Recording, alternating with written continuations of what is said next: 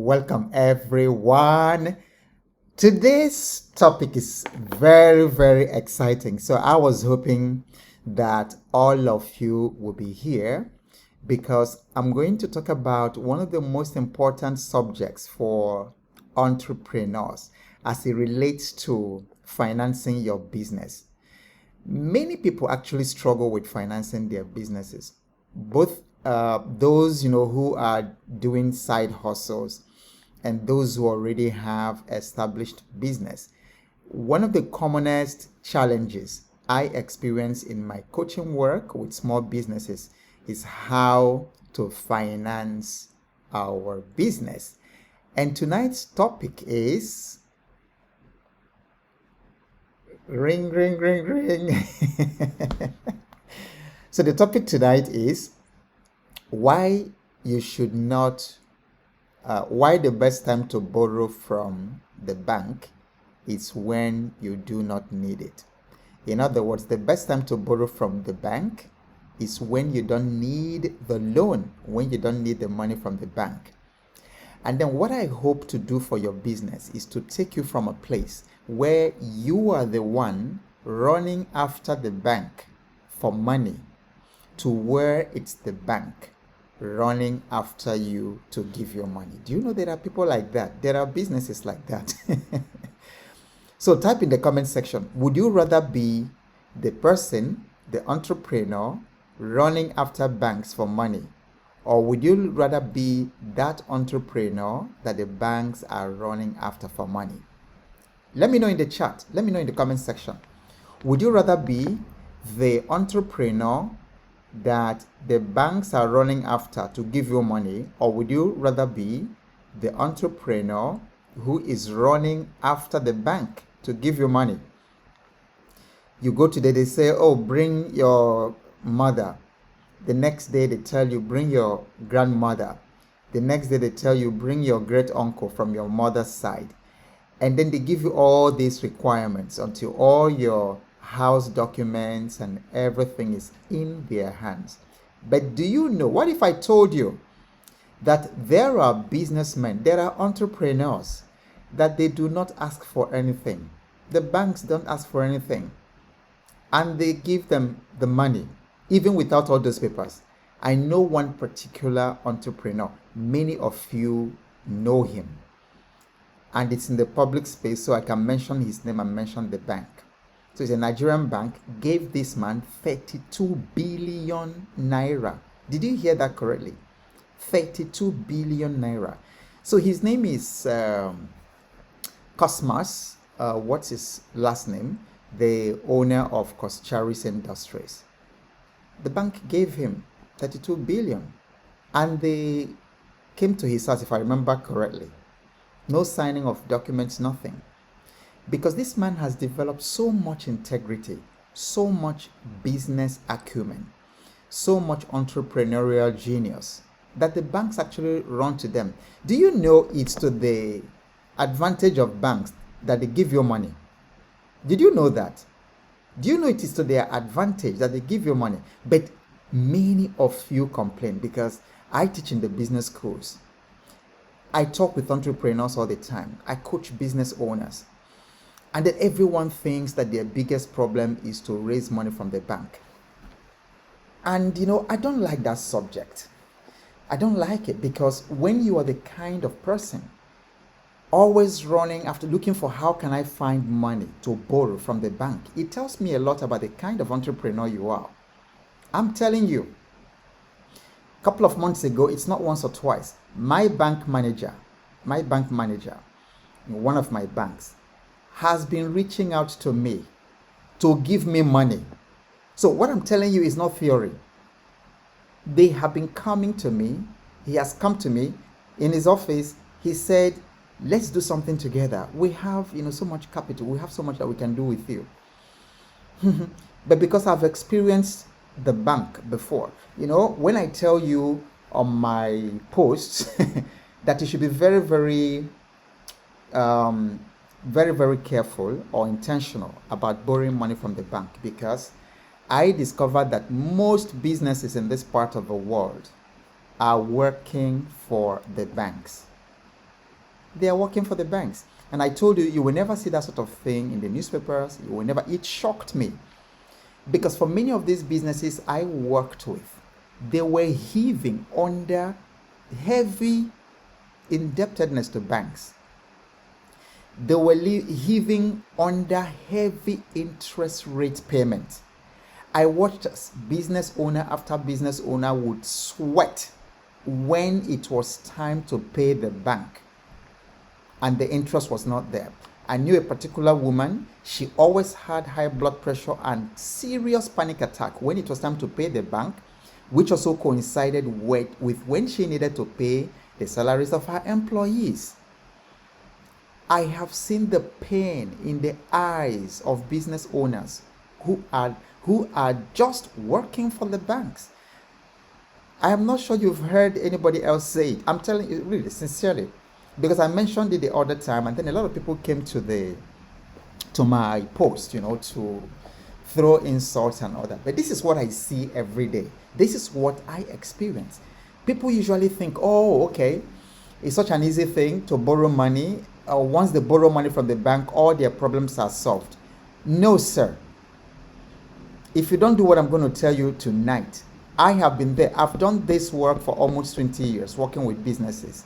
I can guarantee you that the moment you take that loan, if you don't do the things I'm going to tell you this evening, the moment you take that loan, that is when your business begins to die. So I can tell you stories after stories about people who took loans. Is it one of my clients, who took a loan from the bank? He had such a beautiful business, but he just couldn't cope. At some point, the banks went and sealed up his manufacturing concern, threw the man and his family off balance. So he went from an entrepreneur to going to look for a job to feed himself and his family. Why? Because he took a loan that he couldn't service, and the bank sealed off his premises. And when it comes to recovering their debt, the banks don't play. They don't play. They can be very ruthless. And woe betide you if you use your house as collateral. You have no idea how many business owners are losing their houses, their landed property that they use as collateral to the banks. At one point, my 84-year-old mentor called me. He said that he told one of those bankers, because someone borrowed at that time, that was a couple of years back, he borrowed 60 million naira for an emergency. That's one clue I want to give you, a business owner. Never borrow money for emergency. If you must borrow, always borrow for growth. Type what I've told you here. I don't think you will see this in any news. Type it, everybody. Type it in the comment section. Never borrow money as a business. Never borrow money for emergency. That's my recommendation. I think other people can, other people might think differently. Don't borrow for emergency. If you must borrow, borrow for growth. Borrow to scale your business. But even before that time, certain things have to be in place for your borrowing to be successful, so that you don't become a slave to the banks. Because that's what many of you are. And you can't deceive me. This is what I do. This is my work. I see it every day. Many of you come out there, you own businesses, but you're actually a branch of the banks. So I don't know the different countries that you are all joining from, but in Africa, the interest rates are very brutal in many parts of Africa. Double digits borrowing. In Ghana, I think it's about 30%. I think there was a time it was 35%. In Nigeria, it currently stands at 25 to 30%. You're borrowing. And then the kind of money that we have in this part of the world is not patient capital. It's not the money that waits for you. It's the money they lend you today and you have to start paying tomorrow. In fact, as you're borrowing some of the from you're borrowing this money, they're actually charging you. I remember once many years ago borrowing 5 million naira from a bank. And then the money came within 24 hours, but what came to my bank was 4.8 million. And that was when the naira was about $70. Sorry, 70 naira to $1. Can you imagine? I borrowed 5 million. What came was 4.8 million. Why? Because they said this other 200, they had all kinds of charges, management fees, and things like that. And then you start paying immediately. So you have patient capital is very dangerous capital. That's another thing. Sorry, impatient capital is very dangerous capital. It's very dangerous to entrepreneurs, especially if you're manufacturing. Type this thing. Type this thing I'm telling you down. Type it so that you can always reference it. Okay? Type these things I'm talking about. Yeah. Never borrow money for emergency. If you must borrow to scale your business. Correct. Yes, Lois. Yes, you're correct. Emmanuel Obonna. If you must borrow for growth. Okay? Borrow for growth. So you guys really need to hear these things, because I was telling you that if I'm talking to a room full of 1,000 entrepreneurs in this part of the world and I ask what is your number one problem, they will tell you access to capital. But I'm here to refute it as a veteran in the industry that 99% of the time is not capital. It's that these people have no idea what they are doing. When you ask them what's even your business model, they do not know. And then you cannot throw capital at a faulty business model. You cannot just say, see, your business is not working and you think it's because you don't have capital. Wrong. If it's not working and then you try to put capital on top of it, you will only amplify the cracks, the fault lines in your business. Okay, so I was telling you how my mentor, so before I kind of went off, that's when I told you that if you must borrow for growth, never borrow for emergency. So let me go back and complete that story. So this gentleman borrowed 60 million for emergency, whatever it was. And then he put down his house as collateral for the bank, with the bank. Do you know what? Of course he defaulted. I do not know how it happens. But if you are in this room, if you are in this program right now, in this live program, and you've experienced the default with the bank, just tell me, type in the chat, what it felt like. These people were your friends. As long as you're paying their interest, they are very happy. When they come to give you they'll be very happy when they come to give you the loan, and then you guys are going to have a cocktail and then smash glasses and do cheers. I'm talking about popping a champagne and all that. But 2 months after, these same people who were smiling with you and popping champagne with you for giving you the loan, if you dare default, you will be amazed. It happened to me. They become monsters. And it's like, guy, are you not my banker? Are you not the one who were popping champagne, in my business premises for all that and all that? They will tell you, depart from me, you worker of iniquity. I know you're not. Some people. Anyway, the reason I mentioned that is that sometimes you wonder whether these bank loans in this part of the world are jinxed. I'm telling you.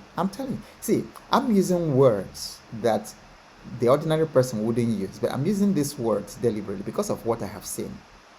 I do not know why it's almost always predictable that you will default. So, I know that in some quarters, some people even think it is a little bit diabolical. because the guy defaulted. And guess what? The banks came after him to sell the house. And at that time, the house was valued at 250 million. Okay, that was also when the Naira was much, much, much, much stronger than what it is today. The house was valued at 250 million. The man had borrowed 60 million. He was pleading with them to give him time, pleading for time, pleading for time. Of course, they didn't listen.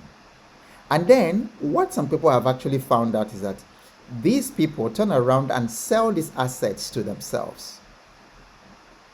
That was when my mentor said, he called one of those bankers and said, what you people are doing is wrong. You are systematically, taking people's property from them. Today is car, the next day is a house or land somewhere with a C of O. So, taking a loan, taking debt is a two-edged sword. So you must know what you are doing before you approach a bank for loan. So we will continue this conversation tomorrow. I think I wanted to establish the foundation today. But before we let it go today, what exactly do you need to do or to put in place before you even start thinking about borrowing money from the bank? And many of you, surprisingly, it's not as difficult as you make it seem. Borrowing from the bank is not as difficult as a lot of entrepreneurs make it seem. But the banks are also wise. They don't just give you money. You have to fulfill a lot of obligations. And sometimes I encourage my clients to go through the process of getting money from the bank because it gives your business a stress test. Did you get what I'm saying? It's a clue. Go through the process. It's a good exercise I recommend for everyone, every entrepreneur, every business owner in this call. Go through the process of borrowing money from the bank because it's going to help test your business model. Because the banks are not just going to give you the money, they have to test lots of things. Of course, first of all, you must have a clean financial statement. Sometimes, the banks are looking for financial statements. They want to look at your books. They want to look at your sales record over a period of 2 or 3 years. So even that one alone already begins to help you to structure your business. So you should structure your business as if you are going to borrow money. What I've just given you is a fantastic clue. Approach your banker. Tell them you want to borrow money. Let them give you the forms to fill and all that. It's going to help you. It's going to help you to structure your business. Because by the time you go through all the questions and all the requirements, then you will realize whether your business has fitness. Because if your business is fit enough to borrow from the bank, then kudos to you. Kudos to you. Remember, I want you to go from being the person who is running after the banks for money to the person that the banks find so good that they will be the ones offering to give you money.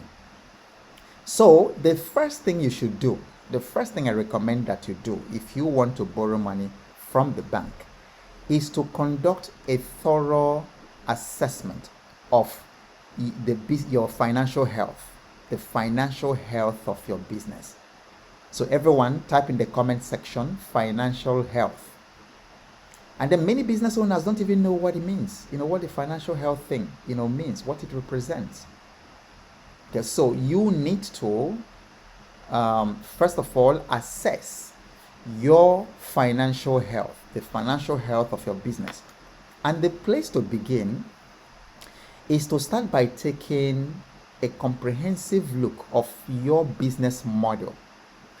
What is business model? So let me decomplicate it. It's not very complicated. Your business model describes 3 things.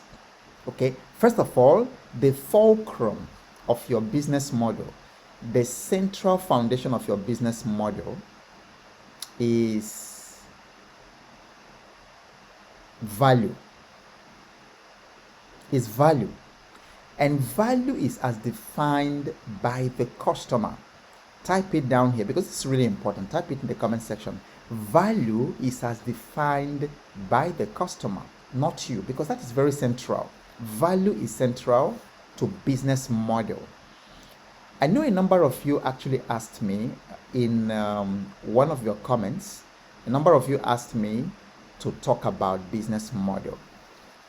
So in the conversation around business model, value is central.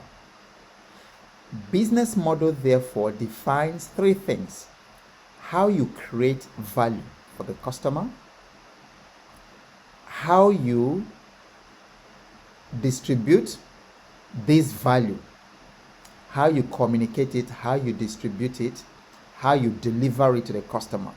That is the second part of the business model. And then number three, it communicates how you capture value. Let me explain three of them in very simple terms. So let's say that you are into furniture making, because I think I know that one of you here says that you make furniture for schools and for businesses. So what is the value? The furniture is a commodity, but the value you are providing for them, you really have to know what that value is. Okay, so the value you are providing for them might be that your furniture is very comfortable, so students sit on it, and students can sit on it for 2 hours at a stretch and they don't feel back pain. Your furniture for offices might be ergonomics, it might be even health.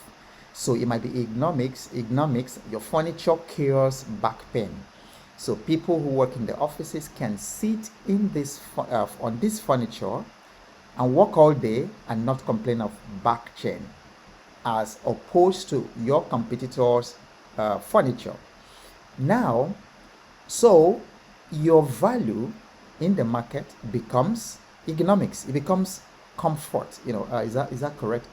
Comfort, the comfortability or the comfort of your furniture. Now, that is the value you create. It means that everything you do for the customer, for your customers, whether it is school or offices, is designed around this comfort, very comfortable furniture. For some people, they do price, but I typically wouldn't go for price, because price business is a very difficult one. You can never compete effectively on price. Now, that is the first part of the business model, how you create that value. How do you put your furniture together in terms of the materials you use, in terms of, because comfort is your value, so the materials must be very comfortable, the fabrics you use, everything you use, around there. So your design as well must communicate that comfort. Your brand communicates that comfort. Number two is, how do you deliver this value? So it might be how you communicate it, your marketing. It might also be when people order the furniture, how do you deliver them? How do you even make it possible for people to know you? All this, that's all part of the business model.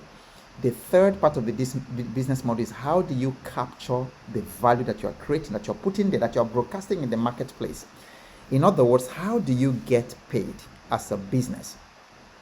So you must have all these things well documented and well defined.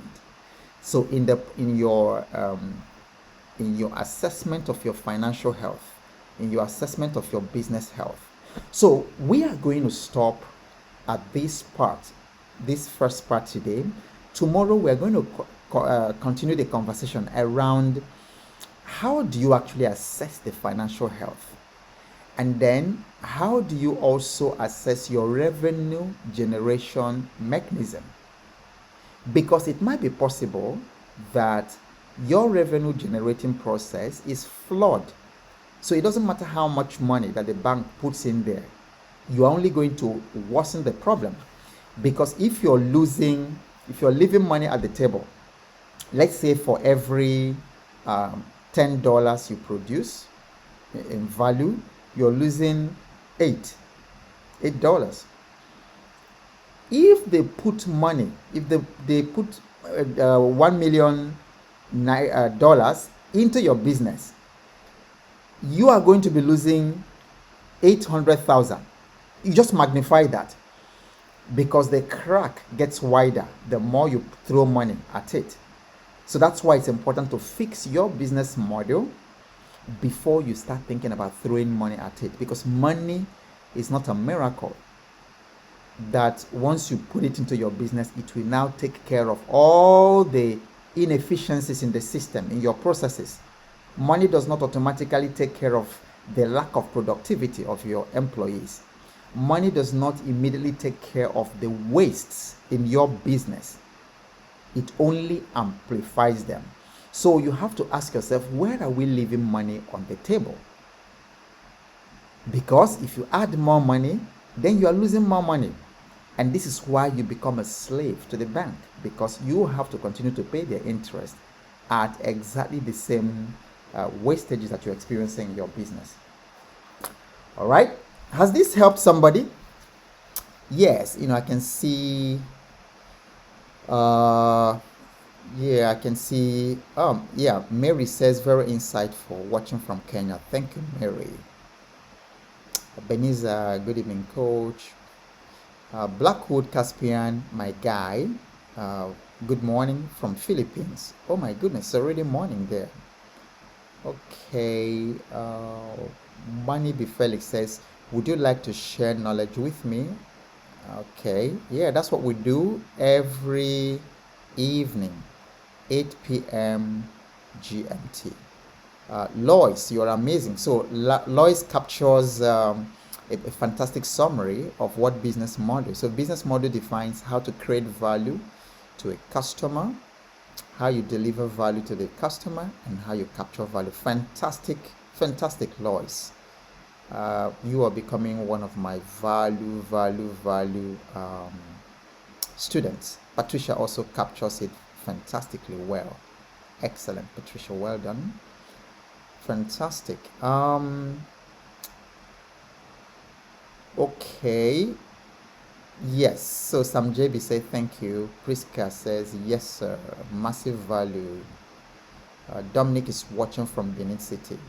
Okay. Excellent. Excellent. All right. Caspian says, sir, I achieved so much because of you, sir. I thank you.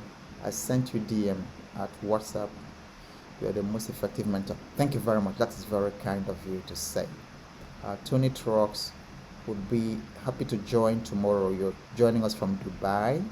Thank you, Tony. All right. Okay, so thank you, everyone, for all these amazing words. I'm really happy it's very valuable to you. Remember that one of my dreams is that in the next 1,000 days, we are going to raise 1,000 multi-millionaires in dollars from this program. Okay, so I will see you at exactly the same time tomorrow, and then whatever happens, keep showing up, because you just never know what God has in store for you. Bye for now.